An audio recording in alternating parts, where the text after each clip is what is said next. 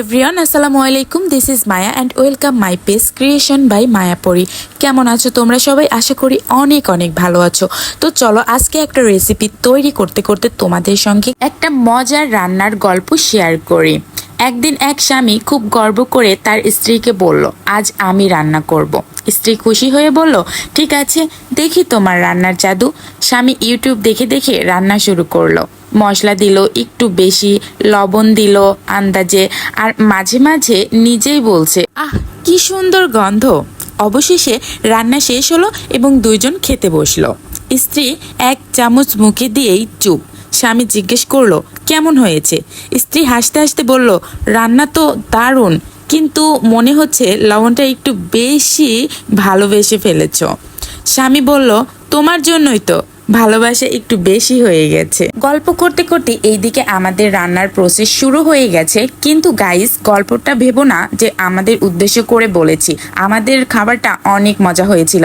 আর হ্যাঁ গাইস, আজকে মজার বিষয়টা হচ্ছে আজকে তোমাদের ভাইয়া রান্না করেছে আর আমি ছিলাম ক্যামেরাম্যান। সত্য কথা বলতে গাইস, তোমাদের ভাইয়ার রান্না কিন্তু অনেক মজা হয়। তোমরা যদি একবার খাও তাহলে একদম পেগল হয়ে যাবে। সো যাই হোক, তারপরে আমরা এখানে মাংসটা উঠায় নিচ্ছি। যেহেতু তেহেরি রান্না করছি তাই চিনি গুঁড়া চাউল ব্যবহার করছি এবং এই পর্যায়ে চাউলগুলো সুন্দর করে ভাজা ভাজা করে নিব এবং দিয়ে দিব দেশি গরুর দুধ। তারপরে আবার সুন্দর করে ভাজা ভাজা করে এর মধ্যে দিয়ে দিব কিছু কাঁচা লঙ্কা, আর তারপর ব্যবহার করব একদম গরম করা পানিটা গাইস পরিমাণ মতো দিতে হবে এবং সুন্দরভাবে নেড়ে হাফ ফুটা পর্যন্ত ওয়েট করব। চাউলটা যখন হাফ ফুটে যাবে তারপর রান্না করে উঠিয়ে রাখা মাংসগুলো এর মধ্যে ঢেলে দিব।